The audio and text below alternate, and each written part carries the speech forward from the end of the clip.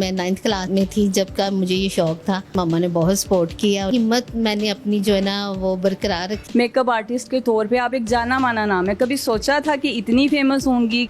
नहीं, इतना तो नहीं सोचा था। मैं अपने आप को बस इतना चाहती थी कि मुझे लोग जाने। जो तो एजुकेटेड है उनको तो सिखाना इतना टफ नहीं होता, जो नहीं पढ़ी लिखी उनको लगता है कि शायद पार्लर का काम बहुत आसान है, 2 हाथ मारे, ब्रश मारे, पैसे पकड़े, चलो। हमारे पास कई ऐसे क्लाइंट आते हैं जो होती तो आंटी हैं लेकिन हमें कहती कि हमें मॉडल बना दे। किन किन लोगों के साथ काम किया और कैसा एक्सपीरियंस? फेमस टिकटॉकरों के साथ मैंने बहुत काम किया है, फिजा अली के साथ बहुत किया है। अस्सलाम वालेकुम, आज हम मौजूद हैं रूबी शहजाद के सैलून पे, जो मीडिया आर्टिस्ट हैं और बहुत फेमस हैं अपने काम के हवाले से। आज हम उनसे मिलेंगे और उनसे बात करेंगे उनकी निजी ज़िंदगी के हवाले से, उन्होंने कैसे आगाज़ किया, उनको क्या क्या मुश्किलात हुई, वो जिस मुकाम पे हैं वो उसके बारे में क्या कहती हैं। आएँ तो उनसे बात करते हैं। अस्सलाम वालेकुम, कैसी हैं आप? जी वालेकुम सलाम, आप सुनाइए कैसी हैं? ठीक है, अल्लाह का शुक्र। अच्छा, तो आज हम आपसे बात करेंगे आपके कैरियर के हवाले से। आपने कहाँ से स्टार्ट किया, शादी से पहले किया, ये सारी डिटेल हम आपसे जानना चाहेंगे।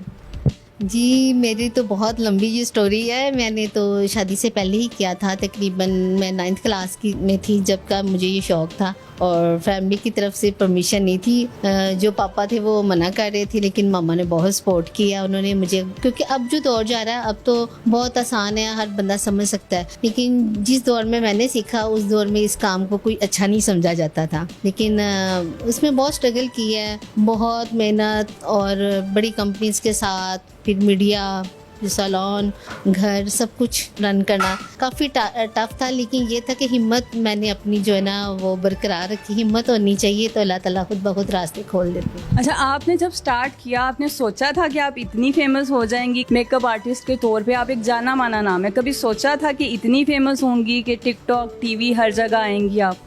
नहीं, इतना तो नहीं सोचा था। इसको सिर्फ मैंने इस नज़रिए से किया था कि एक शौक़ है। मैं ये मेरे दिल में था ज़रूर कि मुझे अगर अल्लाह ताला ने पैदा किया तो हर इंसान को अगर अल्लाह ताला पैदा करते हैं तो उसमें कोई ना कोई, मैं ये ज़रूर था कि मैं लोगों को बताऊं कि मैं भी हूँ। मैं अपने आप को बस इतना चाहती थी कि मुझे लोग जाने और अल्हम्दुलिल्लाह अल्लाह ताला ने इस फील्ड में बहुत इज़्ज़त दी है।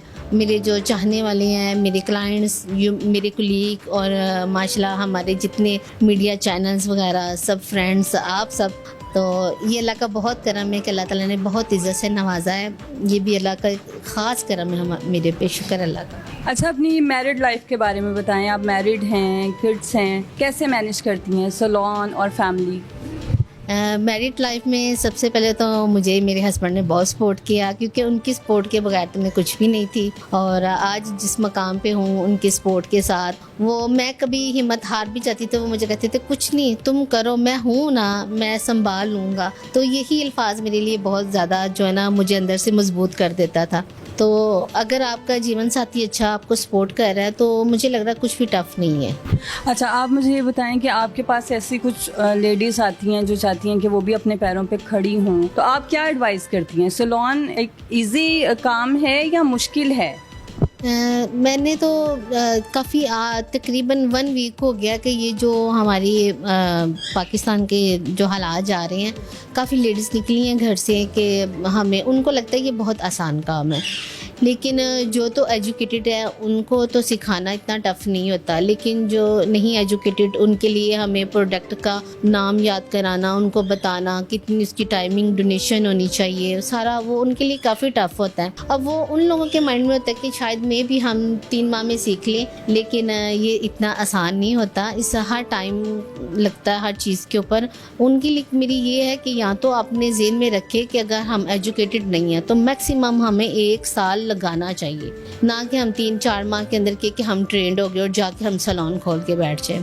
और अगर कोई एजुकेटेड है तो सैलून की तरफ आ जाएं या किसी और प्रोफेशन को वो चूज़ कर सकती हैं। लेकिन जो नहीं पढ़ी लिखी उनको लगता है कि शायद पार्लर का काम बहुत आसान है, 2 हाथ मारे, ब्रश मारे, पैसे पकड़े, चलो। लेकिन ये इतना आसान नहीं है। अगर घर से निकले तो ये ज़हन में रख के निकले कि हर चीज़ के पीछे एक मेहनत दरकार होती है, फिर ही कामयाबी मिलती है। लेकिन ये है ना कि जो तो एजुकेटेड है वो तो कोई भी जॉब कर सकती हैं, ठीक है। जो अनएजुकेटेड है अगर वो सैलून का करना चाहती हैं तो लेकिन वो एज ए हेल्पर्स कर सकती हैं, ये नहीं कि प्रोफेशनल। कुछ टाइम लगता है जब वो प्रोफेशनलिज्म पे चले जाती है, कोई 2-3 साल के बाद, क्योंकि क्लाइंट्स जो होते हैं वो हमें ला के पिक्चर्स दिखा देते कि हमें ये चीज़ चाहिए। वो हमने उनको कन्विंस करना है कि आपके ऊपर ये चीज़ जा रही है या नहीं जा रही है, ये शेड्स आपको सूट करना है नहीं कर रहा, उसकी नंबरिंग, उसकी सारी डेफिनेशन आपको याद होनी चाहिए। अब मेरा ये मानना है कि मेकअप जो है आर्ट है। आप एक आम फेस के ऊपर इतनी आर्ट कर देते हैं, उसको बदल देते हैं, वो पहचाना नहीं जाता।